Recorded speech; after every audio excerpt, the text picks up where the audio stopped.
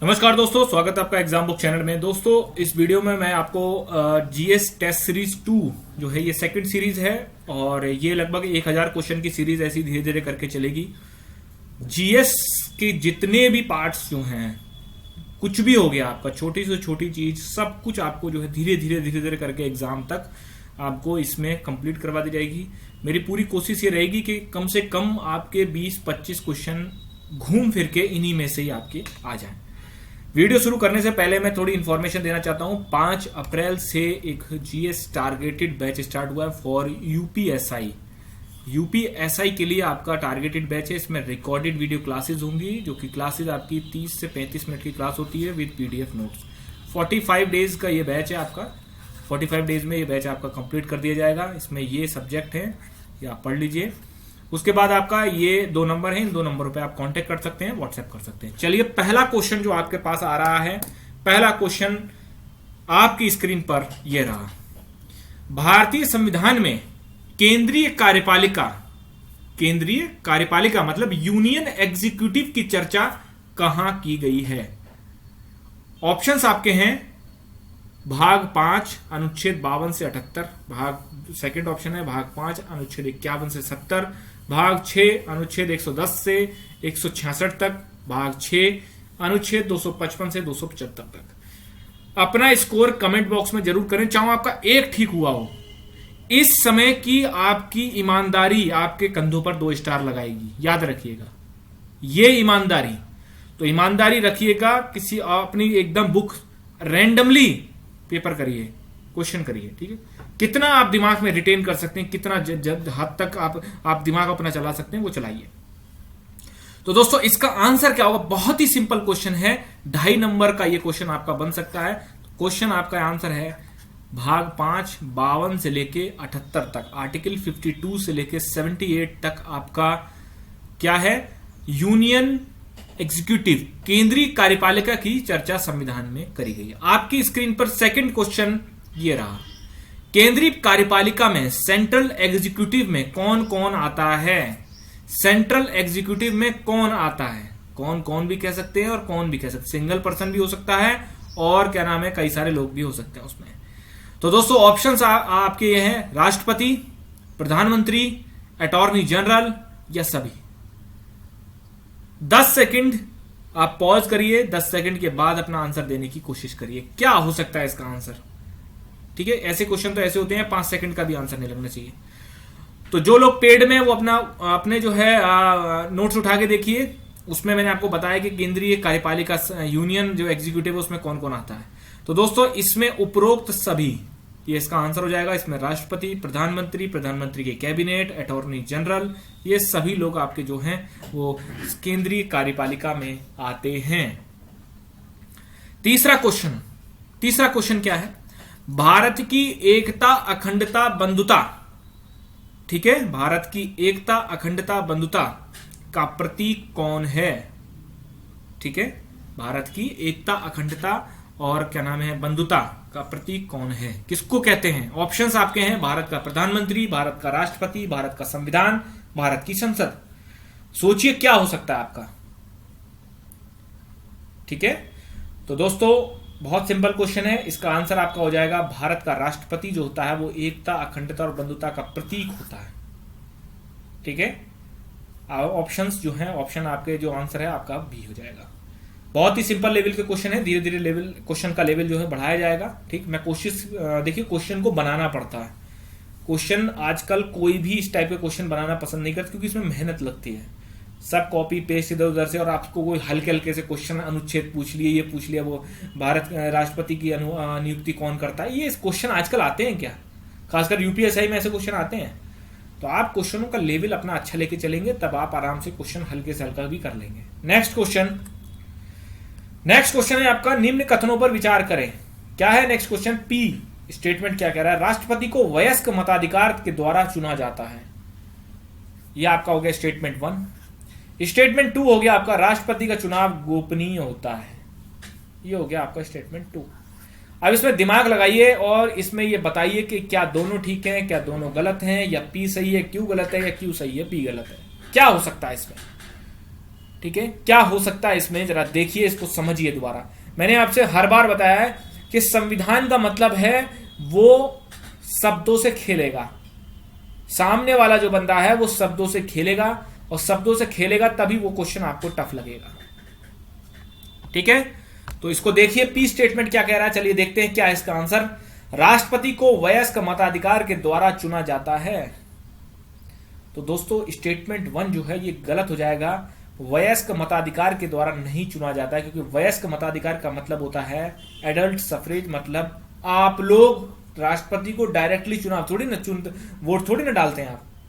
ठीक है, तो वयस्क मताधिकार के द्वारा इसको नहीं चुना जाता, तो स्टेटमेंट जो पी है वो रॉन्ग हो जाएगा। राष्ट्रपति का चुनाव गोपनीय होता है। तो दोस्तों स्टेटमेंट 2 जो है ये बिल्कुल ठीक है, राष्ट्रपति का चुनाव गोपनीय होता है। तो इसका आंसर आपका हो जाएगा बी, पी गलत है, क्यू सही है। 4 क्वेश्चन आपके हो चुके हैं। 4 क्वेश्चनों में किसी भी बंदे के 10 से नीचे क्वेश्चन अगर आपके आ रहे हैं, 10 से नीचे हो रहे हैं आपके, तो आपको मेहनत करने की जरूरत है। ठीक है दोस्तों, नेक्स्ट क्वेश्चन आपकी स्क्रीन पर ये रहा, क्वेश्चन नंबर 5। क्वेश्चन नंबर 5 क्या कह रहा है, थोड़ा सा ध्यान से समझिए। राष्ट्रपति का चुनाव में वोट डालते हैं, कौन कौन डालता है? पहला स्टेटमेंट है संसद के दोनों सदनों के निर्वाचित सदस्य, ये हो गया पहला स्टेटमेंट। दूसरा स्टेटमेंट है राज्य के विधानसभा और विधान परिषद के निर्वाचित सदस्य, ये हो गया आपका दूसरा आपका स्टेटमेंट। अब मैं आपको 10 सेकंड का टाइम दे रहा हूं, आप लोग इसको बताइए कि इसका आंसर क्या हो सकता है। ठीक है, वीडियो को स्किप मत करिएगा, क्योंकि मैं किसी भी क्वेश्चन के बाद आपको चीजों को समझाता हूं कि ये क्यों हो सकता है, और समझाने में मैं बहुत सारी चीजें ऐसी बता देता हूं जो आपको बहुत सारी बुक्स में जो है वो आपको नहीं मिलेगा। ठीक है, डेप्थ में चीजें जो आपको समझना चाहिए आपको। तो स्टेटमेंट पी क्या कह रहा है कि संसद के दोनों सदनों के निर्वाचित सदस्य, और ये स्टेटमेंट बिल्कुल ठीक है।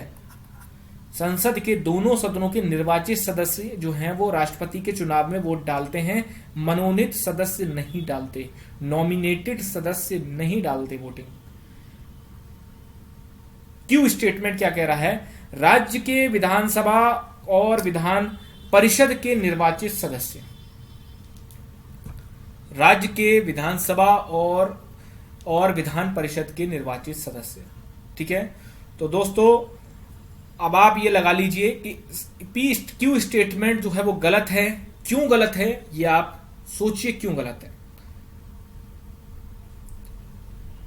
ऐसे ही क्वेश्चन जो है आपको वो देगा, ऐसे ही क्वेश्चन देगा। देखिए दोस्तों याद रखिएगा कि राज्य के विधानसभा के निर्वाचित सदस्य तो एलिजिबल हैं राष्ट्रपति की वोटिंग में, बट विधान परिषद के चाहे निर्वाचित हों चाहे मनोनीत हों, वो सदस्य विधान परिषद के सदस्य जो है वो कभी भी राष्ट्रपति के चुनाव में वोटिंग नहीं करते। स्टेटमेंट 2 रॉन्ग है। इसका आंसर हो जाएगा आपका ए, पी सही है, क्यू गलत है। देख रहे हो आप, सिंपल सा है, आपने ये चीजें पढ़ रखी होंगी लेकिन आपको रिटेन नहीं हो रही हैं, या फिर आप जो है वहां पर ध्यान नहीं दे पा रहे हैं। अगला क्वेश्चन, छठा क्वेश्चन जो है वो बहुत ही खूबसूरत क्वेश्चन क्या कह रहा है, वो पी स्टेटमेंट कह रहा है कि राष्ट्रपति के चुनाव को उच्चतम न्यायालय निरस्त कर सकता है। स्टेटमेंट 1। स्टेटमेंट 2 है यह उच्चतम न्यायालय का प्राथमिक क्षेत्र के अंतर्गत आता है। स्टेटमेंट 2। अब इसमें आप लोग बताइए कि इसमें क्या सही हो सकता है।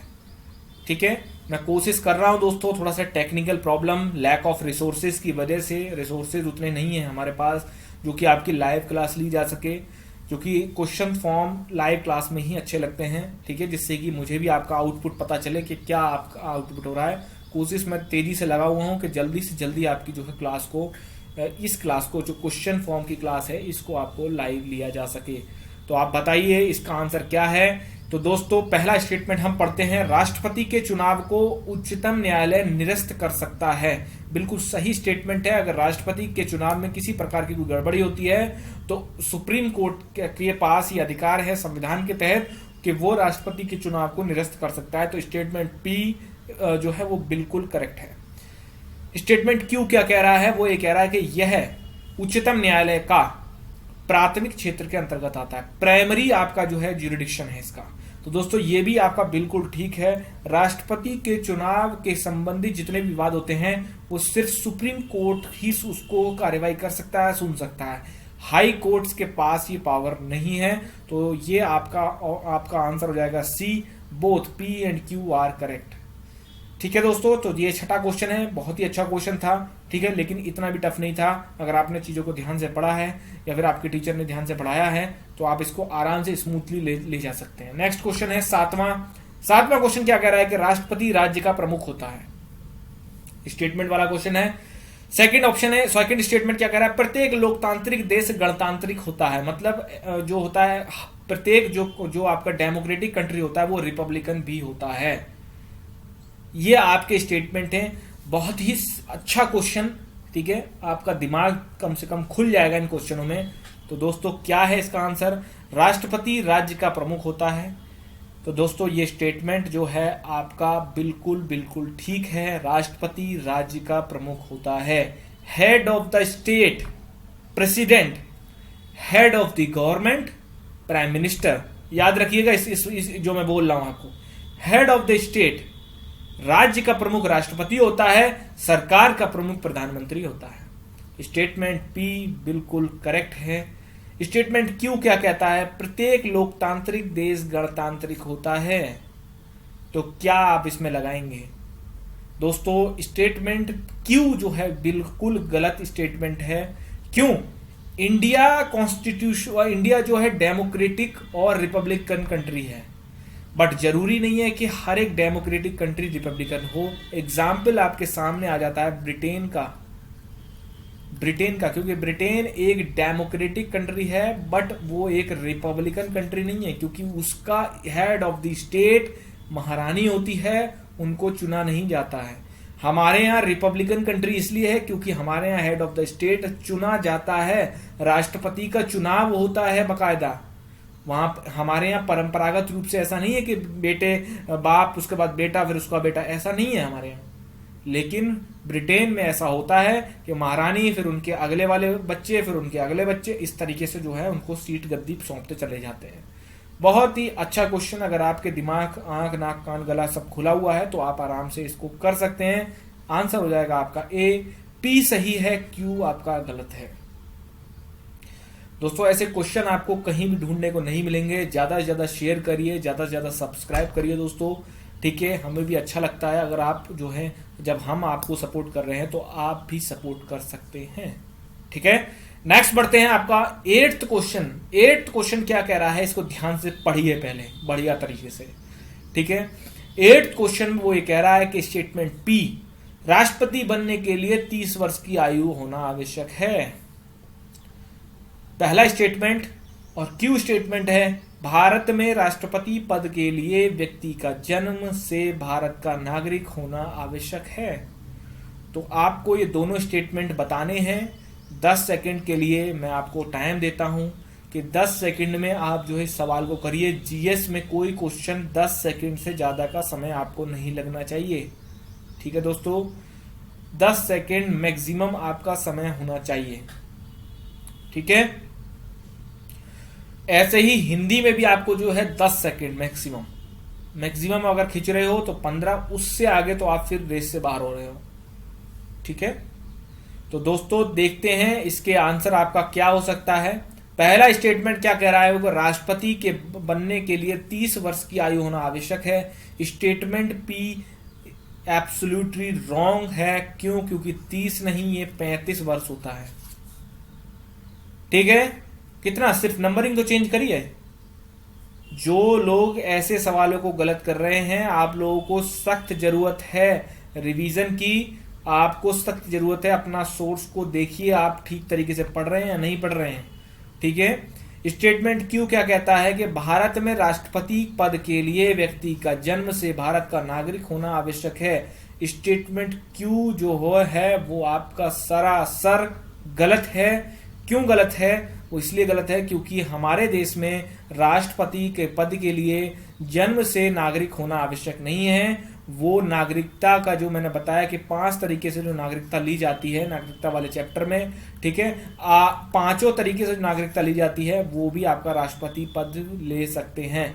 बट इन अमेरिका में अगर आप अमेरिका के सिटीजन का मतलब ये नहीं कि अमेरिका के सिटीजन मतलब 2 तरीके से, एक तो है जन्म से और एक आपको नागरिकता दी गई है। यदि आपको नागरिकता दी गई है तो आप अमेरिका के प्रेसिडेंट और वाइस प्रेसिडेंट के पद के लिए आप उम्मीदवारी नहीं कर सकते जब तक कि आपने अमेरिका में जन्म ना लिया हो, जन्म से आप नागरिक ना हो। जन्म से आपको नागरिक होना चाहिए तभी आप अमेरिका में प्रेसिडेंट और वाइस प्रेसिडेंट के पद पर। अभी जो आपका वाइस प्रेसिडेंट बनी है, ठीक है, वो वाइस प्रेसिडेंट जो बनी है आपकी, वो जन्म से अमेरिकन सिटीजन है, ठीक है। बराक ओबामा जो थे वो जन्म से अमेरिकन सिटीजन थे, ठीक है। तो बहुत ही अच्छा क्वेश्चन है। इसमें आपका बोथ डी ऑप्शन हो जाएगा, P and Q both are wrong. Question number 8 आपका हो चुका है। क्वेश्चन नंबर 9 की तरफ बढ़ रहे हैं हम लोग, ठीक है। क्वेश्चन नंबर 9 क्या है? निम्न कथनों पर विचार करें। पी स्टेटमेंट क्या कहता है? राष्ट्रपति संसद का अभिन्न अंग है, पहला स्टेटमेंट। दूसरा स्टेटमेंट, राष्ट्रपति पद के उम्मीदवार को लोकसभा के सदस्य बनने की अर्हताएं होनी चाहिए, मतलब एलिजिबिलिटी होनी चाहिए। इस स्टेटमेंट में से क्या गलत है क्या सही है, ये आप जल्दी से अपने दिमाग में बताइए कि क्या हो सकता है इसका आंसर, ठीक है। तो दोस्तों मैं स्टेटमेंट दोबारा पढ़ता हूं और एक एक स्टेटमेंट को फिर सॉल्व करते हैं। क्या है इसका आंसर? राष्ट्रपति संसद का अभिन्न अंग है, राष्ट्रपति संसद का अभिन्न अंग है। बिल्कुल सही स्टेटमेंट, ठीक है, आपका ये बिल्कुल करेक्ट स्टेटमेंट है कि राष्ट्रपति संसद के 3 अंग, संसद के 3 अंग लोकसभा, राज्यसभा और राष्ट्रपति, संसद के 3 अंग लोकसभा, राज्यसभा, राष्ट्रपति। तो स्टेटमेंट पी बिल्कुल सही हो जा रहा है आपका। फिर स्टेटमेंट क्यू क्या कहता है कि राष्ट्रपति पद के उम्मीदवार को लोकसभा के सदस्य बनने की अर्हताएं होनी चाहिए, मतलब लोकसभा के सदस्य बनने की जो अर्हताएं हैं वो आपका राष्ट्रपति में जरूर होनी चाहिए। तो स्टेटमेंट क्यू भी जो है बिल्कुल सही है। तो इसका आपका हो जाएगा answer C, P and Q both are right. 9वां क्वेश्चन आपका ये हो चुका है, ठीक है दोस्तों। नेक्स्ट क्वेश्चन पे चलते हैं हम। 10वां क्वेश्चन में भी स्टेटमेंट वाला ही क्वेश्चन है।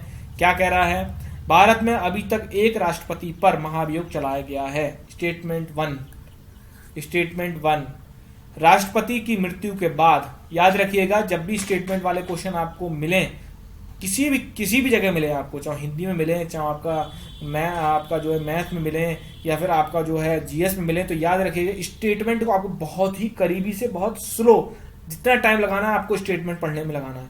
सॉल्व तो वो आराम से हो ही जाएगा, ठीक है। तो क्या कह रहा है कि पहला स्टेटमेंट, भारत में अभी तक एक राष्ट्रपति पर महाभियोग चलाया गया है, ठीक है। सोचिए कौन थे राष्ट्रपति वो। उसके बाद क्यू स्टेटमेंट क्या है? राष्ट्रपति की मृत्यु के बाद उपराष्ट्रपति बचे हुए कार्यकाल के लिए राष्ट्रपति के पद पर रहता है। ये हो गया स्टेटमेंट 2।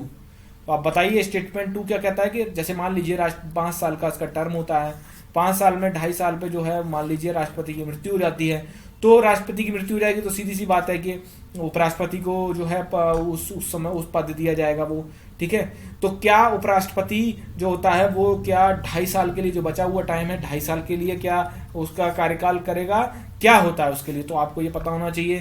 तो स्टेटमेंट पी और क्यू पढ़िए, समझिए, बताइए इसका आंसर क्या हो सकता है दोस्तों, ठीक है। बहुत ही जो है क्वेश्चन बनाने में दोस्तों बहुत मेहनत लगती है, ठीक, इसीलिए आपको एक दिन छोड़ के एक दिन ही आपको वीडियो मिल पाएगी, ठीक है, क्योंकि आजकल जो है, और मैं ये भी बता देता हूँ, ऐसे क्वेश्चनों को आप इसी चैनल से, इसी वीडियो से जो है आप लोग कॉपी करना शुरू कर देंगे, आपको कहीं ना कहीं आपको देखने को मिल जाएंगे ऐसे सवाल अब, ठीक है दोस्तों। तो भारत की राष्ट्रपति की अब स्टेटमेंट एक एक करके हम लोग पढ़ते हैं। क्या स्टेटमेंट है? भारत में अभी तक एक राष्ट्रपति पर महाभियोग चलाया गया है। तो आप लोग ये सोच रहे होंगे यार कौन सा राष्ट्रपति ऐसा था जिसके ऊपर चलाया गया था। तो दोस्तों उस राष्ट्रपति का आपका नाम था कोई नहीं। अभी तक किसी भी राष्ट्रपति के ऊपर महाभियोग नहीं चलाया गया है, ना ही महाभियोग से वो दंडित किया गया है, याद रखिएगा आप। तो स्टेटमेंट 1 बिल्कुल गलत है। स्टेटमेंट 2 क्या कहता है कि राष्ट्रपति की मृत्यु के बाद उपराष्ट्रपति बचे हुए कार्यकाल के लिए राष्ट्रपति पद पर रह सकता है। बिल्कुल गलत स्टेटमेंट, ऐसा नहीं है। अगर राष्ट्रपति 2.5 साल में मर जाता है, उपराष्ट्रपति उसका पद लेगा। पद लेने से 6 महीने के अंदर अंदर, मतलब उपराष्ट्रपति मैक्सिमम 6 महीने तक उस पद पे रह सकता है। उसके अंदर उसको चुनाव करा के नए राष्ट्रपति को चुनना ही पड़ेगा। तो statement both are wrong, D आपका आंसर हो गया इसका। ठीक है दोस्तों, 11वां क्वेश्चन है, राष्ट्रपति को दीवानी मामलों में उन्मुक्ति प्राप्त है, ना कि आपराधिक मामलों में। ठीक है, स्टेटमेंट भी बहुत ही अच्छा स्टेटमेंट, अगर आपने ठीक से पढ़ा है तभी आप कर पाएंगे ये। उसके बाद क्यू स्टेटमेंट है, राष्ट्रपति 3 बार से ज्यादा की नियुक्ति नहीं हो सकता। ठीक है, अब आप बताइए कि क्या पी और क्यू दोनों ठीक हैं, दोनों गलत हैं, या पी सही है या क्यू सही है, क्या हो सकता है दोस्तों। बहुत ही सोच समझ के क्वेश्चंस को करना। ठीक है, तो क्वेश्चन नंबर 11 में पी स्टेटमेंट अब क्या कहता है वो, अब आप थोड़ा सा समय लीजिए 15 सेकंड, उसके बाद आप इसका आंसर दीजिए। वीडियो को आप पॉज कर दीजिए। ठीक है दोस्तों, तो चलते हैं अपने स्टेटमेंट के पास। क्या कहते हैं स्टेटमेंट में, राष्ट्रपति को दीवानी मामलों में उन्मुक्ति प्राप्त है, ना कि आपराधिक मामलों में। तो स्टेटमेंट ये बिल्कुल गलत स्टेटमेंट है। राष्ट्रपति को दीवानी और आपराधिक दोनों प्रकार के मामलों में आपका संरक्षण प्राप्त है, उन्मुक्ति प्राप्त है। हालांकि 2 महीने बाद उस पर कार्रवाई शुरू की जा सकती है। 2 महीने बाद उसको जो है 2 महीने बाद इम्पीचमेंट प्रोसेस वगैरह जो भी होता है वो कार्रवाई शुरू कर दी जाएगी। बट जिस समय तक वो पद पे रहता है उस समय तक दीवानी और आपराधिक मामलों में उसको कोई भी टच नहीं कर सकता, चाहे वो पर्सनल लेवल पे किया उसने। स्टेटमेंट क्यू क्या कहता है कि राष्ट्रपति 3 बार से ज्यादा नियुक्त नहीं हो सकता। एक राष्ट्रपति भारत में 3 बार से ज्यादा नियुक्त नहीं हो सकता। तो क्या स्टेटमेंट ठीक है? तो दोस्तों जी हाँ, ये स्टेटमेंट बिल्कुल गलत है। स्टेटमेंट कैसे गलत है ये? आपका 3 बार मतलब राष्ट्रपति बनने के लिए कोई भी उम्मीदवार, एक ही बंदा अनंत काल तक कितनी भी बार जो है वो चुन के आ सकता है। बट अमेरिकन कॉन्स्टिट्यूशन में क्या लिखा हुआ है? अमेरिकन कॉन्स्टिट्यूशन में 2 बार से ज्यादा कोई भी व्यक्ति जो है अमेरिका का प्रेसिडेंट नहीं हो सकता। जैसे बैराक ओबामा जो थे वो आपके 2 बार बने थे, ट्रम्प तो खैर एक ही बार में ही जो है वो ढह गए। बट जो है 2 बार से ज्यादा आप नहीं जो है राष्ट्रपति बन सकते। इंडिया में ये कोई भी आपकी लिमिटेशन नहीं, क्योंकि इंडिया में क्या है, प्रेसिडेंट जो है वो डी ज्योर आपका जो है प्रमुख है। ठीक है, तो दोस्तों इसका आंसर क्या हो जाएगा? इसका आंसर हो जाएगा बोथ आर रॉन्ग।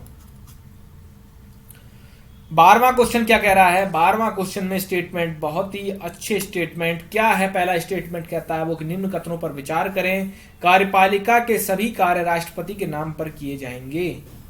पहला स्टेटमेंट। दूसरा स्टेटमेंट क्या कह रहा है कि राष्ट्रपति कार्यपालिका का वास्तविक मुखिया होता है।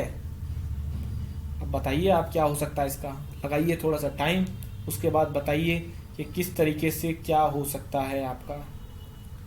ठीक है, सोचिए कि क्या आपने पढ़ा था, क्या आप जो है कर सकते हैं इसमें, किस तरीके से आपका जो है ये हो सकता है। तो चलिए शुरू करते हैं अपना शुरुआत से वही काम। पहला स्टेटमेंट हम लोग पढ़ते हैं, कार्यपालिका के सभी कार्य राष्ट्रपति के नाम पर किए जाएंगे। स्टेटमेंट बिल्कुल सही है, राष्ट्रपति के नाम पर किए जाएंगे। मोहर जो है वो राष्ट्रपति की ही लगती है। ठीक है दोस्तों, मोहर जो है वो राष्ट्रपति की लगती है। कार्यपालिका के जो सभी कार्य होते हैं, केंद्रीय कार्यपालिका के सभी कार्य जो होते हैं वो राष्ट्रपति के नाम पर किए जाते हैं। तो पी स्टेटमेंट बिल्कुल करेक्ट है। क्यू स्टेटमेंट क्या कह रहा है? राष्ट्रपति कार्यपालिका का वास्तविक मुखिया होता है। तो क्या स्टेटमेंट सही है? बिल्कुल गलत स्टेटमेंट है ये। वास्तविक मुखिया जो होता है वो आपका पीएम होता है, प्राइम मिनिस्टर। वास्तविक मुखिया जो होता है वो आपका प्राइम मिनिस्टर होता है। तो इसमें क्या हो जाएगा दोस्तों? पी सही है, क्यू गलत है। इसमें हो जाएगा आपका ए आंसर है इसका। नेक्स्ट क्वेश्चन की तरफ हम लोग बढ़ रहे हैं। नेक्स्ट क्वेश्चन क्या कह रहा है? वो नेक्स्ट क्वेश्चन कहता है कि 13वां क्वेश्चन, निम्न कथनों पर विचार करें। पी स्टेटमेंट है, राष्ट्रपति को सिर्फ महाभियोग द्वारा पद से हटाया जा सकता है। राष्ट्रपति को सिर्फ महाभियोग द्वारा पद से हटाया जा सकता है। पी स्टेटमेंट पहला स्टेटमेंट। दूसरा स्टेटमेंट, राष्ट्रपति पर महाभियोग लोकसभा में ही चलाया जा सकता है। Statement number 2। तो आप बताइए कि इसमें कौन सा सही है, कौन सा गलत है, क्या है क्या नहीं है। दिमाग पर जोर डालिए, ठीक है।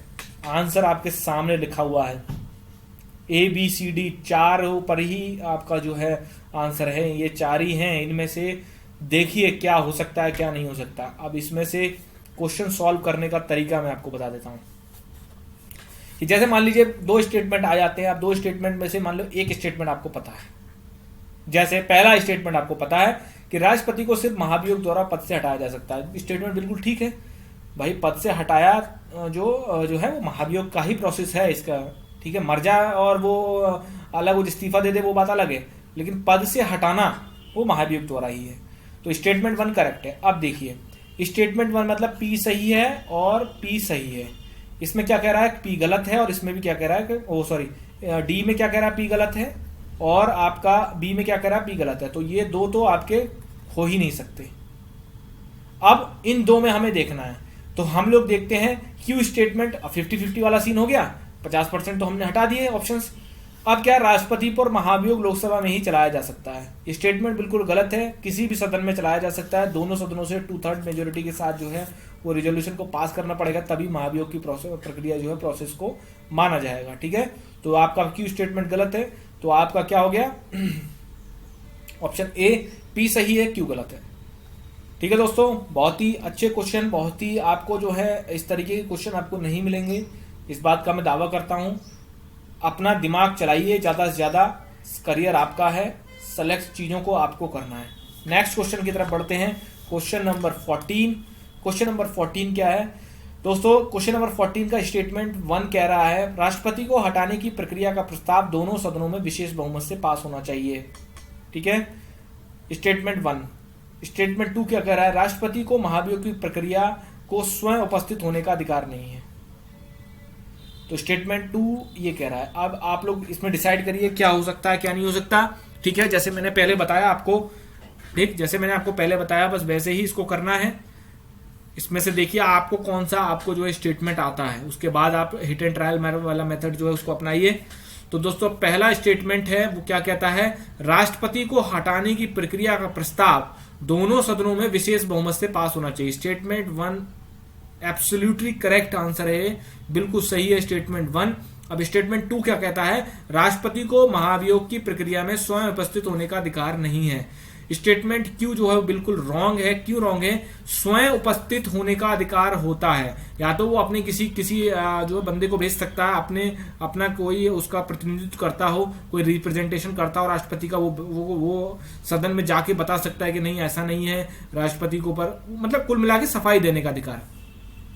और राष्ट्रपति अगर चाहे तो खुद भी जा सकता है, खुद भी वो सदन में जाके जो है, संसद में जाके जो है अपना महाभियोग की प्रक्रिया में वो अपने सफाई दे सकता है, ठीक है। तो दोस्तों इसका आंसर क्या हो जाएगा, इसका आंसर सिंपल है, पी सही है, क्यू गलत है।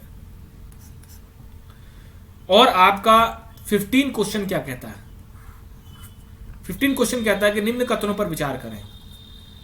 स्टेटमेंट 1, राष्ट्रपति के महाभियोग की प्रक्रिया अर्धन्यायिक है, स्टेटमेंट 1 हो गया। स्टेटमेंट 2, बहुत तेजी से देखिए, स्टेटमेंट पढ़ने का मतलब यह है कि ऐसा नहीं कि बहुत ही आप आराम से 2-3 मिनट में पढ़ रहे, नहीं, पढ़िए 15 सेकंड 20 सेकंड लगाइए, उससे ज्यादा नहीं। राष्ट्रपति के महाभियोग में संसद और राज्यों के निर्वाचित और मनोनीत सदस्य भाग लेते हैं। अब यहां याद रखना कि महाभियोग की बात कर रहा है वो, ठीक है। तो स्टेटमेंट आपका जो है इसको पढ़ें, बताइए क्या हो सकता है, मन में सोचिए, वीडियो को पॉज कर सकते हैं आप, उसके बाद सोचिए कि क्या हो सकता है इसका आंसर, ठीक है। अभी अगर आप समय लगा भी देते हैं 2 मिनट 1 मिनट तब भी कोई प्रॉब्लम नहीं है, लेकिन आपको एग्जाम में नहीं लगाना है। तो दोस्तों हम लोग पढ़ते हैं स्टेटमेंट्स, उसके बाद हम लोग बताते हैं कि इसका आंसर क्या है। तो राष्ट्रपति के महाभियोग की प्रक्रिया अर्ध न्यायिक होती है, बिल्कुल सही स्टेटमेंट है, ठीक है। इसको कहते हैं क्वासी जुडिशियल इसकी प्रक्रिया होती है, ठीक है। और स्टेटमेंट पी आपका बिल्कुल एब्सोल्युटली करेक्ट हो चुका है। स्टेटमेंट क्यू क्या कहता है वो, कि राष्ट्रपति के महाभियोग में मतलब इंपीचमेंट प्रोसेस में संसद मतलब लोकसभा, LSRS और राज्यों के निर्वाचित और मनोनीत सदस्य भाग लेते हैं, ठीक है। तो इसमें दोस्तों क्या हो सकता है इसका स्टेटमेंट, ये क्या मतलब बोलने की कोशिश कर रहा है। तो दोस्तों स्टेटमेंट बिल्कुल गलत है। क्यों, राष्ट्रपति के महाभियोग में सिर्फ संसद के निर्वाचित और मनोनीत सदस्य भाग लेते हैं, ना कि राज्यों के, राज्यों के निर्वाचित और मनोनीत सदस्य भाग ही नहीं लेते, इसलिए दोस्तों स्टेटमेंट क्यू एब्सोल्युटली रॉन्ग है। इसका आंसर हो जाएगा आपका ए, पी सही है, क्यू गलत है। तो दोस्तों ये थे आपके 15 क्वेश्चंस। 15 आउट ऑफ आपके कितने बन रहे हैं कमेंट बॉक्स में जरूर बताएं, चाहे आपका एक बन रहा हो, चाहे आपके सारे गलत हो, चाहे आपके 10 बन रहे हो। इतना मैं कह देता हूं, अगर 10 से नीचे जा रहे हैं आप तो इसका मतलब आपको अभी रिवीजन और आपको अभी सही तरीके से स्टडी करने की जरूरत है। ये करियर आपका है, याद रखिएगा मैंने क्या बोला, अभी की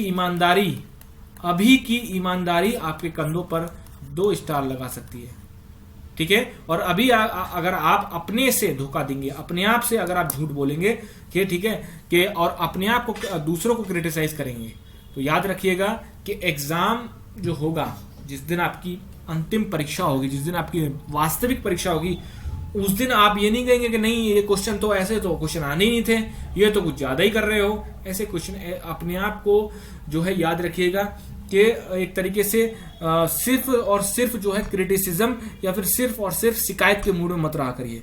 सेल्फ आपका अगर आप जिस दिन मूल्यांकन करने लग गए, सेल्फ असेसमेंट, तो आपका देखना उस दिन से ही आपके जो है जिंदगी में आपके सफलता आपके करीब आने लग जाएगी। सेल्फ असेसमेंट जरूर करिए।